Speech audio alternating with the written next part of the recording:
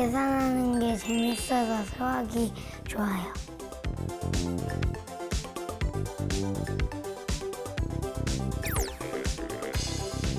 스토리텔링 문제가 나오면 지문도 제대로 안 읽고 정확한 답을 못 써서 틀리거든요.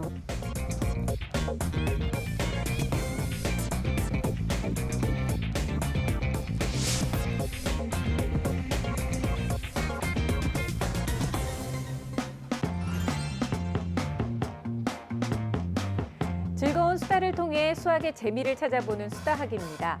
내년부터 서울의 초등학교 저학년 학생들이 이 교실 청소에서 해방이 될 거라고 하는데요. 무엇보다 아이들을 대신해서 방과 후에 교실 청소해 주셨던 어머님들의 모습도 사라질 거라고 합니다. 선생님, 이게 어떤 이야기죠? 네, 교육청이 초등학교 1, 2학년 교실 청소비를 지원을 해서 교실 청소를 용역으로 대체한다는 말인데요. 아, 네. 실제로 보면 교실 바닥에 이만한 얼룩이 있잖아요. 아이들이 한 20명이 1시간 동안 닦아야지 겨우 닦여져요. 그 고사리 같은 손으로 청소를 해봤자 얼마나 힘들겠어요. 네네. 이제 그런 것도 있고 전문적으로 청결하게 해주다 보면 위생적이기도 하고 좋고요. 근데 중요한 취지는 지금 개정된 교육과정이 1, 2학년이 놀이 활동이 굉장히 많거든요. 네. 그러다 보니까 바닥에서 활동하게 될 가능성이 많이 그래요. 높아서 청결을 강조해서 그렇게 지원을 하게 됐습니다. 근데 그 청소나 정리정돈 같은 거는 좀 어렸을 때부터 좀 직접 해야 이 깔끔함이 몸에 배가지고 좋은 거 아닙니까? 그건 또 그렇네요. 네, 저도 그 어렸을 때 저희는 이제 학교 선생님께서 이게 숙제를 안 해오면은 남아서 청소를 시켰어요. 네. 근데 이제 다른 애들이 이렇게 청소를 하면 깨끗하지가 않은 거야. 그래서 저는 일부러 숙제를 안 해가가지고 내가 직접 깨끗한 환경에서 공부하기 위해서 일부러 숙제를 안 해갔던 네네. 어렸을 때 그 추억이 떠오르네요. 너무 착했어 내가. 그러니까 초등학교 때부터 그렇게 열심히 해서 청소의 기술이 정말 남다르거든요. 정말 깔끔하거든요, 보기와 그럼요. 달리. 그런 업체를 내가 차리고 싶어. 청소를 통해서 배우는 것도 많이 있을 수 있지만 저학년 학생들의 안전의 문제도 있기 때문이기도 그래요. 하고요. 무엇보다도 맞벌이 부부가 늘어나면서 조를 짜서 봉사 형태로 진행되는 것에 대한 부담을 덜 수 있기 때문에 청소를 해주시는 건 참 좋은 것 같습니다. 네네. 하지만 어차피 고학년에 올라갔을 때 학생들이 스스로 청소를 해야 되기 때문에 집안에서 정리정돈하는 습관을 키워주시는 것이 좋다고 생각합니다. 그렇죠. 이게 참 정리정돈하는 게 어렸을 때부터 딱 자리가 잡히면 어른이 돼서도 굉장히 도움이 되는 것 같거든요, 선생님. 집에서 부모님들은 어떻게 좀 도와주실 수 있을까요? 일단 자기 방부터 정리하는 습관을 갖는 게 중요한 것 같고요. 놀던 장난감 정리함에 놔두고 읽던 책 제자리에 꽂아놓고 네. 이렇게 습관이 들면 이게 나한테 편하다는 걸 깨닫게 되거든요. 그러면 이런 습관들이 학습에 연결돼가지고 학습 효율도 올라가고 아이가 공부를 잘하게 될 가능성이 꽤 높아지죠. 그렇군요. 이 정리정돈의 기본이 이 불필요한 걸 버리는 겁니다. 그렇죠. 과감하게 버릴 수 있는 용기. 제 얼굴이 정리정돈이 잘 된 거예요. 어디가요? 딱 눈 보세요. 아. 딱 필요한 만큼만 남겨놓고 딱 보일 만큼만 남겨놓고 나머지 다 버렸잖아요. 네네. 아주 정리정돈이 잘 된 얼굴입니다. 효율적이긴 한데 네. 미적으로는 조금 저도 잘 모르겠네요. 네, 알겠습니다. 그런데 정리정돈 잘하는 이 습관이 결국은 학습 능률에까지 영향을 미친다고 하니까 어렸을 때부터 이 습관을 좀 잘 잡아줘야 되겠다라는 욕심이 좀 드는 것 같습니다. 자, 오늘 고민을 들고 온 오늘을 수다학의 주인공도요. 초등 저학년생이에요. 초등학교 2학년 남학생인데요. 과연 어떤 사연이 있는지 지금부터 화면으로 함께 만나보겠습니다. 이번 주 수다학이 찾아간 곳은 경기도 고양시 덕양구. 이 학생이 오늘의 주인공인데요. 축구 보고 있었어요. 안녕. 안녕하세요. 초등학교 2학년 유하성입니다. 미래의 축구 선수를 꿈꾸는 유하성 군 반가워요. 지금 보는 게 뭐야? 축구 경기요. 누구 나오는 거야? 손흥민 선수요. 손흥민 선수 좋아해? 네. 아니 평소에도 축구를 너무 좋아해서 지금 축구 그 유니폼 입고 있는 거잖아요. 언제든지 뛰어나갈 자세가 되어 있고 하루 종일 운동장에서 뛰어노는 걸 정말로 좋아한다고 해요. 그리고 쉬는 시간에는 또 축구 분석하고. 그렇네요. 대단하네요. 여기 또 피아노 밑에 보면 공도 있어요. 아, 굉장히 그래요? 활동적인가 봐요. 수학에 대한 하성이의 생각부터 들어볼까요? 계산하는 게 재밌어서 수학이 좋아요. 네. 하성이가 수학은 좋아해서 문제집 살 때도 수학 문제집만 사달라고 그러고. 다행히 수학에 대해서는 긍정적. 실력도 궁금해집니다. 연산 문제를 아주 잘 다 풀고 있는 맞았어요. 틀린 문제가 전혀 없는데요, 보니까. 동그라미만 가득 보기만 해도 성적이 좋다는 걸 알 수 있는데요. 이 정도면 꽤 잘하고 있는 것 같죠? 좀 더 자세한 관찰을 위해 예고 없이 풀게 한 수학 문제. 수학 문제 푸는 것도 메시가 드리블하듯이 그냥 술술술 풀고 있어요. 입 모양이 이렇게 모아진 게 네. 몰입하고 있다는 느낌이 듭니다. 근데 저희가 갑자기 문제를 풀어보게 한 건데도 불구하고 지금 거의 틀린 문제 없이 잘 맞추고 있어요. 문제를 다 풀고 마무리하나 했더니 누나방에서 노트북을 들고 나오는 하성이. 동영상 강의를 듣기 위해서인데요. 축구 경기를 볼 때만큼이나 수학 공부에 푹 빠진 모습. 좋아하는 거라니 집중력도 자연스럽게 높아집니다. 아, 요즘에 또 저렇게 공부를 많이 하네요. 네.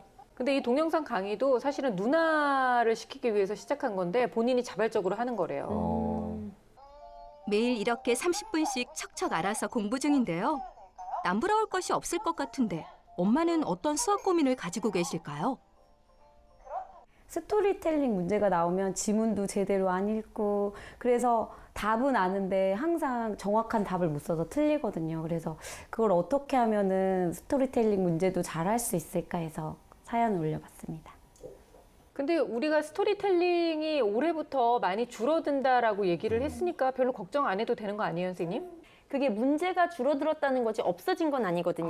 그렇죠. 또 고학년으로 올라갈수록 계속 비중 있게 강조되기 때문에 네. 지금부터 없어지고 비중이 적다고 안 하다 보면 자꾸 실수를 하게 되고 그 실수가 습관화되기 때문에 잡아두는 게 좋습니다. 그렇군요. 그리고 수학이라는 게 맞춘 10문제보다 틀린 한두 문제를 안 틀리게 하는 거기 때문에 어느 부분도 약점이 있으면 사실은 안 되는 거죠. 네네. 시간이 꽤 지났는데도 흐트러지는 모습 없이 집중해서 공부 중. 이렇게 수학을 좋아하는 하성이는 과연 연상과 스토리텔링 중 어떤 유형에 더 흥미를 가지고 있을까요? 현상 문제요. 왜? 스토리텔링은 글이 많고 읽는 게 너무 많고 그리고 문제는 쉬운데 읽는 게 많아서 좀 싫어요. 그러니까 요점은 스토리텔링은 글이 많고 어렵고 연산은 글이 없고 쉽다는 거예요, 지금. 글이 많다는 건 그 글을 수식으로 바꾸는데 어려움을 느낀다는 그렇죠. 거죠. 네. 예. 수학 공부는 너무 좋은데 유독 스토리텔링이 싫은 하성이. 문제 푸는 모습을 더 지켜볼까요? 여기는 선생님. 하성아 이것도 풀어볼까? 풀어보자. 좀 더 집중해서 공부하기 위해 엄마가 준비한 스토리텔링 문제. 문제를 받아든 순간부터 표정이 안 좋더니 연산 문제를 풀 때와는 집중력과 속도에서 확연히 차이가 납니다. 안타까운 마음에 엄마도 나서보는데요. 좀처럼 적극적이지 않은 모습입니다. 결국 자세가 점점 역시 꼬이고 스트레칭 자세로 바뀌었어요. 아니 아이들은 이렇게 다 티가 나는 것 같아요, 그렇죠? 태도가 완전히 천지 차이네요. 그러니까요. 연산 문제 풀 때랑. 과연 어떤 문제들을 틀렸을까요? 자세히 들여다보니 초등학교 2학년 하성이에게도 어렵지 않은 수준의 문제인 것 같은데요. 다 맞는 연산과는 다르게 곳곳에 보이는 틀린 문제들 어쩐지 아쉽습니다. 다음 공부는 얼마 전부터 새롭게 배우고 있는 도형 단원. 저 답지를 탁 챙겨가시는 어머님의 저 매정한 손길. 이제 도형을 들어가면 지금은 저학년이기 때문에 그냥 모양이나 이런 거 찾는데 그런 거는 자신 있어 하는데 거기에도 이제 스토리텔링처럼 그 지문을 읽고 그걸 계산해야 되는데 그럴 때는 과연 어떻게 해줘야 될까 하는 생각이 들어서. 학년이 올라갈수록 난이도가 높아지는 도형 때문에 어떻게 기초를 잡아줘야 할지 엄마는 고민이 많습니다. 도형은 집에서나 주변에도 많고 그리고 학교 1학년 때도 많이 배워서 쉬워요. 자신만만했는데 틀리고만 문제. 이유가 무엇일까요?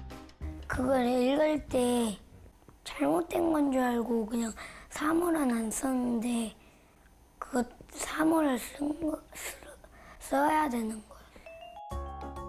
막상 풀어보면 간단한 문제지만 종종 이렇게 지문을 잘못 읽어 실수를 하고 마는데요.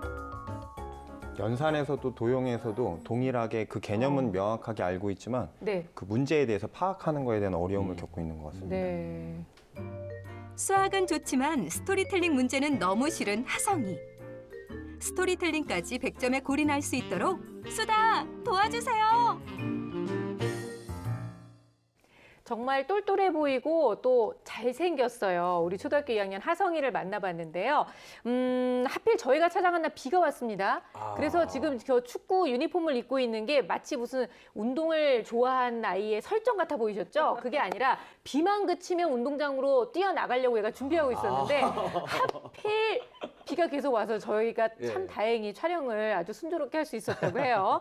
그래서 목소리가 차분했구나. 우울했어요. 축구할 줄 알았는데 못해가지고. 맞아요. 그런데 거기다가 또 어려운 스토리텔링 문제를 계속 풀으라고 하니까 하성이 입장에서 굉장히 스트레스를 받았을 것 같은데 여러 가지로 그 반전이 있습니다. 굉장히 얌전할 것 같은데 활동적인 아이이면서 또 연산 문제가 나왔을 때는 막 저돌적으로 공부를 하는데 의외로 스토리텔링에서는 아까 어떻게 몸을 꼬았죠? 한번 보여주세요.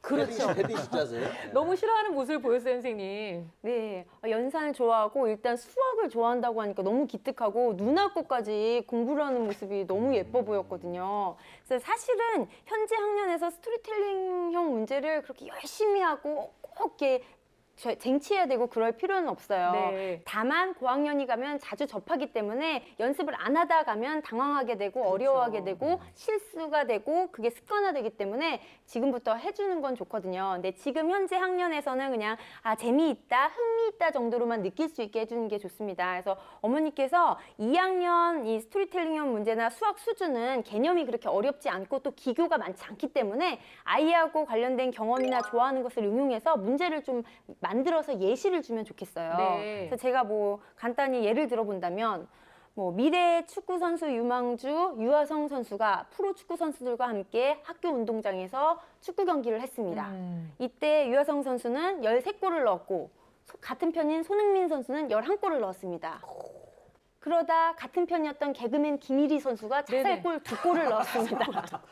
그러면 유하성 선수의 편은 몇 점인지 풀이 과정과 식을 써서 답을 구하시오. 이런 식으로 문제를 넣으면 재밌거든요. 자기가 들어가 있고 축구 규칙이 들어가 있고 좋아하는 선수 그리고 수학 연산까지 되기 때문에 굉장히 재미있어 합니다. 그래서 이런 문제를 하루에 3문제 정도 만드셔서 이렇게 풀어주는 걸 권고합니다. 괜찮은 것 같아요. 그러네요. 여기다가 약간 좀 심한 문제로 자살골을 넣었던 김일희 선수는 동료 선수한테 2대씩 맞았습니다. 총 10명의 선수한테 2대씩 맞았으면 몇 대를 맞았을까요? 이렇게. 괜찮은데요? 네. 이거 근데 어차피 가상이니까 우리 하성이가 한 100골 정도 넣은 걸로 좀 해줬으면은. 저도 인심 써서 100골 네, 괜찮습니다. 신나잖아요. 몇 골 차이 안 나게 하지 마시고. 또 실감이 안 나서 싫어요. 그런 거. 리얼, 약간 잔잔하게 리얼하게. 리얼감을 줘야지. 이거 정말 도움이 많이 될 것 같아요. 네, 그러니까요. 손흥민 선수랑 같이 내가 경기하고 있다고 생각하면서 풀면서 또 문제 맞히면은 정말 기분 좋아갖고 축구 선수들처럼 울통 벗고 막 포효도 하면서 막 골 세레머니도 좀 하면서 이러면 재밌을 것 같은데요. 하다 보면 정말 스토리텔링 별거 아닌데 이런 생각 들 것 같아요, 선생님. 스토리텔링 문제라고 하는 것은 사실은 연산 문제를 글로 풀어 놓았을 뿐이다라고 하는 생각을 갖는 것이 중요해서 연산 문제와 다르지 않다라고 하는 인식을 심어주는 것이 좋다라고 하는 생각이 들고요. 실생활에서 스토리텔링 문제를 접할 수 있도록 하성이가 먹은 우유는 얼마만큼 먹었을까? 혹은 집에서 학교까지의 거리를 잴 수 있는 방법은 무엇일까? 네. 그다음에 집에 오다가 본 그 건물에 있는 전화번호를 다 더하면 얼마일까라고 하는 등 실생활에서 접할 수 있는 것들을 글로 표현해보고 스토리텔링 문제로 풀어보다 보면 좀 더 편안하게 다가갈 수 있지 않을까라고 하는 생각이 들고요. 네. 또 친구들 많이 있을 것 같은데 그 친구들과 함께 그 집에 왔을 때 수학 문제들로 같이 이야기를 나누면서 즐겁게 공부할 수 있는 분위기를 만들어주는 것도 좋은 방법이라고 생각합니다. 네, 아주 짧은 시간이지만 너무나 흥미로운 아이디어가 많이 나오고 있는데요. 좀 실생활에서 어머님이 여러 가지 방법을 도전해 보시면 도움이 될 것 같습니다.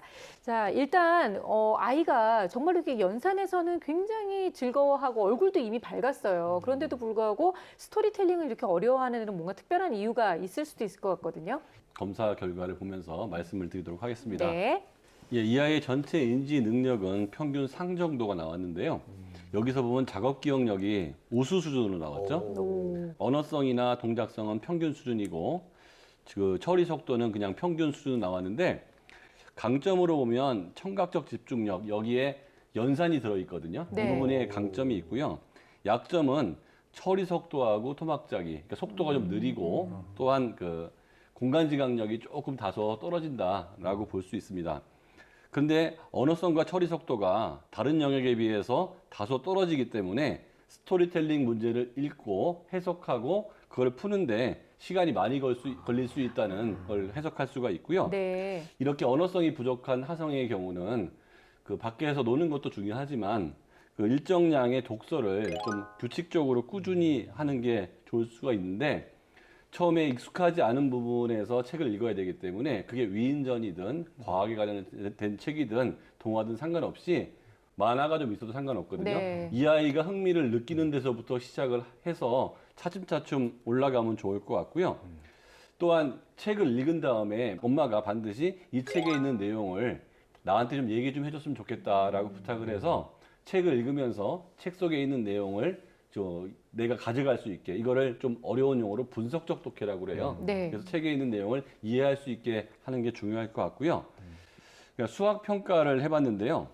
예, 수학 평가의 결과는 아주 잘 나왔어요. 아유, 잘하네요. 예, 후행의 경우는 다 맞았고요. 현행도 80점 정도라고 나왔고 전체로 90% 정도 맞았기 때문에 네. 기본은 굉장히 잘 다져져 있고 수학을 잘할 가능성은 매우 높다고 볼 수 있습니다. 네. 검사 결과 내용도 한번 들어보고 무엇보다 앞으로 얼마든지 발전 가능성이 있다 이런 얘기를 들으니까 참 다행이다 싶은데요. 문제 푸는 거 보면서는 또 어떤 부분들이 눈에 들어오셨는지 말씀해 주세요. 5번 문제 같은 경우에는 수영이가 3 곱하기 2는 6, 그 다음에 정우는 6 곱하기 4 더하기 2는 26이라고 하는 계산 과정을 거치는 수화 연산의 네. 곱셈 관련된 문제입니다. 이 문제를 잘 풀 수 있었지만 풀지 못한 이유는 두 가지일 수 있을 것 같은데요. 단순히 긴 글을 읽지 못하는 경우나 어려워하는 경우라면 어머님께서 하성이가 문단을 끊어서 해석할 수 있는 연습을 시켜주시면 좋겠다라고 하는 생각이 들고요. 그 개념 자체가 이해가 안 된다면 실물을 이용해서 바둑알 3개 곱하기 2배 이런 식으로 뭔가 표현을 해주는 것도 좋은 방법이라고 생각을 합니다. 네. 스토리텔링형이 가장 큰 문제긴 한데요. 또 하나의 문제가 있습니다. 바로 그래요? 도형 문제인데요. 그러니까 어머니께서는 이제 도형을 보면 모양도 잘 찾고 잘 하는데 이게 도형 문제가 스토리텔링형 형태로 넘어가면 못 푼다라고 하셨는데 네, 아까 그렇게 말씀하셨죠. 살짝 잘못 알고 계신 것 같아요. 문제 풀었던 거를 봤더니 공통적으로 계속 도형에 관련된 부분을 틀리고 있거든요. 그래서 6번 문제 같은 경우는 삼각형 모양을 여러 가지 도형 중에 찾아서 그 안에 있는 숫자를 합하는 건데 이 친구가 39라고 적은 거를 보니까 부채꼴 모양을 삼각형이라고 이제 착각을 해서 값을 더한 거예요. 네. 그리고 또 이제 영상에서 봤을 때 문제집 푼 거를 봤더니 가래떡 사진을 주고 네. 이거하고 관련된 모양을 찾아라 문제도 틀렸거든요. 그러니까 수학적으로 도형 개념이 많이 약합니다. 그래서 어머니께서 스토리텔링형 유형도 중요하지만 이 도형 개념 잡는 것도 네. 꼭 기억해 두셨다가 지도해 주시는 게 좋습니다. 저는 아까 이 문제 보고 아까 웃음이 나올 뻔했어요. 가래떡을 그려놓고 도형을 물어보다니요. 먹는 거를 가지고 누가 봐도 그냥 이건 떡 모양이지 이걸 무슨 뭐 그렇지 않나요? 찹쌀떡이나 인절미를 더 좋아한 것 같아요. 그러니까 평소에 네. 안 봤던 모양이라서 그렇죠. 전혀 이거는 너무 생소해서 그랬을 수도 있어요. 네. 근데 결국은 어머님이 간과하고 계셨던 도형 문제가 더욱더 이제 하나 고민으로 더 추가가 된 거잖아요. 그렇다면 도형도 잡고 스토리텔링도 잡을 수 있는 맞춤 합숙법 어떤 게 있을까요, 선생님? 강점은 스스로 하게 하는 게 좋고요. 약점은 도와주는 게 좋은데 제가 많이 쓰는 방법인데 이 아이 저학년이잖아요. 어머니께서 문제 한번 읽어주고 너도 한번 읽으라고 그러는 거죠. 근데 아이들이 문제를 읽을 때 끊어 읽기나 띄어 읽기 잘못하면 파악을 완전히 못하거든요. 근데 그 아이 읽는 것만 봐도 이 문제를 정확히 파악했는지 못 파악했는지를 엄마가 판단할 수가 있어요. 그래서 엄마가 읽고 아이가 같이 읽는 방법으로 했으면 좋을 것 같고 네. 예문도 김인 선생님이 말씀하신 것처럼 이 아이가 흥미를 가질 만한 것들을 예문으로 가져주면 일단 애착이 더 강하게 가기 때문에 일단 받아들일 때 편할 수 있고요. 그 수학을 좋아하니까 이제 혼자 인터넷으로 공부를 하는데요. 인간 관련된 문제를 보고 반드시 복습을 하는 습관을 가져야 되고 요때 애들은 누가 점검을 하지 않으면 그렇죠. 그렇게 스스로 많이 잘 안 하거든요. 그러니까 엄마가 점검을 하고 칭찬해주고 이런 식으로 가는 게 좋을 것 같고 네. 당연히 인강에서도 좋아하는 연산만 풀 것이 아니고 스토리텔링 문제도 같이 풀어야 된다는 걸 말씀드리고 싶습니다. 도형은 직접 만드는 게 가장 좋은 방법인데요. 축구공 같은 게 있으니까 혹시 망가진 게 있으면 그것도 해체시켜보고 아니면 네. 축구공 모양을 뭐 종이로 비슷하게 위에다가 덮어서 만들어보고 하다 보면 익숙하지 않은 도형도 그 흥미를 갖고 좀 잘할 수 있지 않을까 이런 생각이 듭니다. 네. 아, 선생님 얘기 다 좋았는데 네. 하성이한테 축구공을 자르라고 하는 건 너무 심하신 것 축구공을 같아요. 해체하라고 망가진 그러셨어. 축구공을 아, 망가진 것도 막 우리들 예전에 막 거기다 그 테이프 붙여가지고 쓰고 붙여서 막 하거든요. 바람 넣어가지고. 제가 봤을 때는 하성이한테는 축구공보다는 조금 저렴한 네. 그 테니스공. 그래요. 테니스공을 이렇게 가위로 오려볼 텐데 그냥 오리지 말고 약간 스토리텔링 문제가 약하니까 네. 리포터식으로 제가 지금 테니스공을 자르겠습니다. 지금 이거는 뭐 반지름이 얼마고요, 지름이 얼마고요, 막 이렇게 떠들면서 네. 이렇게 해서 이렇게 오리면서 모양도 확인하면 좀 도움이 되지 않을까 생각을 해봤어요. 아, 그래요? 테니스공 네. 잘 잘려요, 근데? 잘 잘리죠. 네, 한번 해봐야 그거 자르고 난 되겠네요. 다음에 또 버리기 아까우니까 의자 밑에 껴가지고 또 재활용도 됩니다. 좋은 아이디어입니다. 예. 네. 하성이 같은 경우는 앉아 있는 게 조금 부담스러운 활동형 학생이잖아요. 유니폼 그렇죠. 입고 비 그치면 나가려고 보고 있잖아요. 그래서 이런 친구들은 이제 차분하게 앉아서 학습하는 시간을 늘려야 되거든요. 그래서 너무 과하게 하지 말고 한 30분 내외로 공부하는 시간을 잡아주되 엄마하고 공부하는 시간하고는 별개로 혼자 스스로 공부하는 시간이 30분 내외가 되도록 해야 돼요. 근데 이제 자꾸 움직이고 집중을 안 하고 하다 보니까 그 시간적인 집중력을 늘리기 위해서 문제를 10문제 정도를 주는데 쉽게 풀 수 있는 문제 있죠. 네. 골을 막 요리조리해서 골대에 넣듯이 이렇게 자유롭게 10개가 수르륵 풀 수 있는 그러면 재미를 느껴서 뭔가 자신감을 키울 수 있는 그런 조금 자신의 수준보다 좀 낮은 문제를 줘서 계속 앉아있는 공부를 해서 집중력을 기르는 게 좋겠고요. 또 스토리텔링형 문제를 어려워하는데 이 친구 같은 경우는 보면 굉장히 급하게 풀어요. 다른 친구들보다 그래요? 막 서두르고 시간도 짧고 뭔가 해치우고 안 되면 말고 찍고 뭐 이런 느낌이 좀 강하기 때문에 스토리텔링형 문제를 풀 때는 충분한 시간을 주는 거죠. 시간 30분 동안 한 문제만 풀어. 두 문제만 풀어. 이런 식으로 해서 충분히 생각할 수 있도록 해주고 그리고 이제 글을 읽는 게 어렵고 이해가 어렵다고 했으니까 직접 경험, 간접 경험을 많이 해주는 겁니다. 축구장도 데리고 가고 등산도 데리고 가고 다양한 활동을 하면서 읽다 보면 나 이거 했었는데 네. 읽지 않아도 그 상황이 연상되면서 이해가 되도록 또 안 되면 책을 읽는다든지 영상을 본다든지 해서 경험들을 늘리게 해서 그 이해도를 높이는 방법이 좋습니다. 네. 그리고 도형 같은 경우는 아까 민성원 선생님이 말씀하신 것처럼 실제로 만들어보고 활동해보는 게 최고거든요. 그러니까 도형 중에서도 지금 다루는 도형, 그래서 뭐 삼각기둥이라든가 원기둥이라든가 사각형 상자라든가 이런 것들을 축구공 모양으로 다 만들어 본 다음에 굴려보는 거죠. 뻥뻥 찼는데 뭐가 잘 굴러가? 구 모양이 가장 잘 굴러가거든요. 그래서 관찰해보고 특징을 알아보고 만들어보는 이런 네. 활동들을 하면서 관심과 개념을 키워주면 좋을 것 같습니다. 여기에다가 하나 또 네, 보태면은 하성이가 축구를 좋아하잖아요. 좋아하죠. 문제마다 엄마가 좀 어렵다고 생각하는 문제 앞에다가는 독일 국기를 그려주고 브라질 국기 그려주고 하는 거예요. 난이도 있다. 얘네는 쉽게 골 넣기 어렵다. 그리고 좀 만만한 문제는 좀 저기 아프리카 좀 약한 팀 네. 이렇게 넣어주고 하면은 그러니까 문제 풀 때도 긴장하고 들어간단 말이에요. 그러니까 어머니도 약간 축구에 관심을 가지셔야 될 것 그러죠. 같아요. 어머님이 더 힘드실 것 같아요. 그 축구에 대해서 공부하셔야 돼가지고. 근데 초등학교 2학년 학생만 하더라도 사실 엄마의 역할이 참 중요하잖아요. 어머님이 좀 어떤 도움을 주면 좋겠다고 생각하시나요? 네, 제가 하성이를 봤을 때 수학 문제의 수나 속도는 중요하지 않다라는 생각을 하게 되는데요.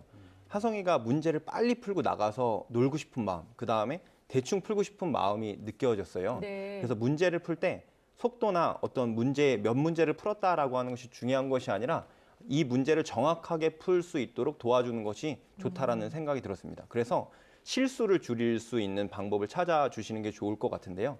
그래서 습관적으로 모든 문제를 그렇게 풀 수는 없지만 한 문제를 가지고 3번 정도 읽을 수 있도록 그다음에 그것에 대해서 확인할 수 있는 시간, 검토할 수 있는 시간을 주는 것이 좋다라고 하는 생각이 들고요. 일상생활에서 수학을 접할 수 있도록 집에서든 마트에 가서든 아니면 박물관이나 아니면 미술관에 갔을 때도 수학적인 질문들을 던져서 차분하게 스토리텔링의 문제를 이제 다가가고 접할 수 있는 기회를 주시는 것이 좋다라고 생각합니다. 네. 저학년의 경우 문제를 무조건 많이 푼다고 좋은 게 아닌 이유는 쉬운 문제는 익숙한 문제는 많이 풀어봤자 실력이 안 올라가는 거고 어려운 문제는 문제가 어려운데 많이 풀려고 그러면 더 질릴 수 있거든요. 그래서 어떤 아이가 문제를 어려워할 때는 진짜 이 아이의 실력이 없어 어려워하는 건지 아니면 아직 익숙하지 않아서 즉 흥미가 없어서 어려워하는지 어머니가 잘 관찰하고 판단할 네. 필요가 있고요. 가성이 같은 경우는 일단 흥미가 전혀 없는 상태이기 때문에 이걸 많이 풀려고 그러면 굉장히 고통스러울 거예요. 그래서 적은 양의 문제를 주는 게 맞는 것 같고, 그때는 그 쉽게 그 이 아이가 풀었을 때 아니면 어렵게 풀었을 때 칭찬이 굉장히 큰 도움이 되고요. 문제 수준도 일단 어려워하는 문제는 더 어려운 문제를 내는 게 아니고요. 그 단계에서 제일 쉬운 문제부터 시작을 하는 거죠. 그러면 작은 성공을 이 아이가 느끼게 되고, 그 다음에 그보다 조금 더 어려운 문제 풀었을 때 또 성공을 느끼게 되고, 지나고 나면 아, 나도 이거 풀 수 있는 거구나, 별거 아니구나, 이렇게 깨달을 수 있기 때문에 이 느낌을 가질 때까지는 어머니께서 포기하지 말고 열심히 함께 할 필요가 있을 것 같아요. 네. 연사는 얼마든지 즐거운 마음으로 잘 풀어내고 있는데 유독 스토리텔링만 이렇게 어려워하는 이유가 뭘까 오늘 함께 고민을 해봤는데요. 흥미를 좀 찾을 수 있도록 옆에서 많이 좀 기운을 북돋아 주셨으면 좋겠다라는 생각이 듭니다. 자, 여러 가지 솔루션이 나왔지만 그중에서 절대로 놓쳐서는 안 될 하성이를 위한 결정적 한방 들어볼게요.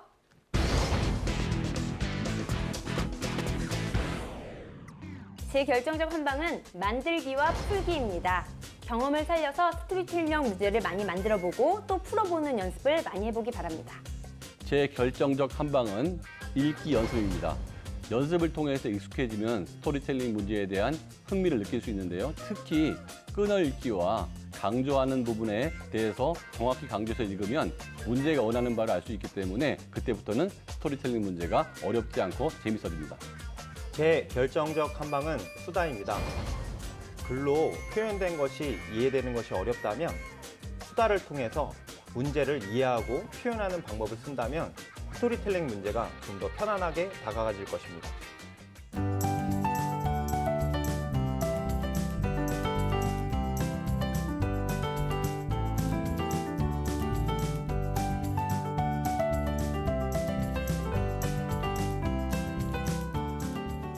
네, 이리 씨의 결정적 한방은요. 네, 제 결정적 한방은 바로 축구 선수 자서전입니다. 오, 어, 지금 박지성 선수 네. 있어요. 네. 뭐 책이 많이 있는데 또 책을 또 간접 홍보할 것 같아가지고 그래요. 제가 좀 우리 수다학에서 만들어준 건데요.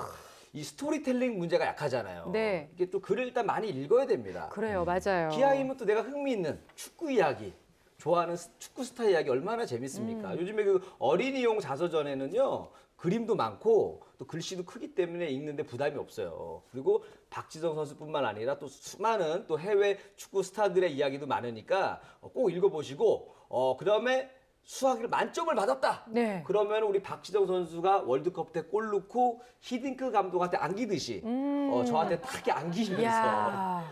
사랑해요 지성 하듯이 우리 하성이도 충분히 수학 만점 맞을 수 있습니다. 그래요. 아니, 얘기를 들어보니까 정말 축구도 한 팀하고만 늘 경기하는 건 아니잖아요. 네. 너무나 수많은 팀들을 만나는 것처럼 언젠가 스토리텔링도 뭐 3학년, 4학년, 5학년, 6학년 그 새로운 문제들을 항상 만날 수 있는 거기 때문에 지금부터 잘 준비를 해서 스토리텔링 어려운 문제가 딱 나타나도 절대로 당황하지 않는 우리 하성이의 모습을 저희도 같이 기대하도록 하겠습니다. 자, 많이 저희가 응원해 드릴 테니까 더욱더 열심히 힘내길 바라요, 우리 하성이.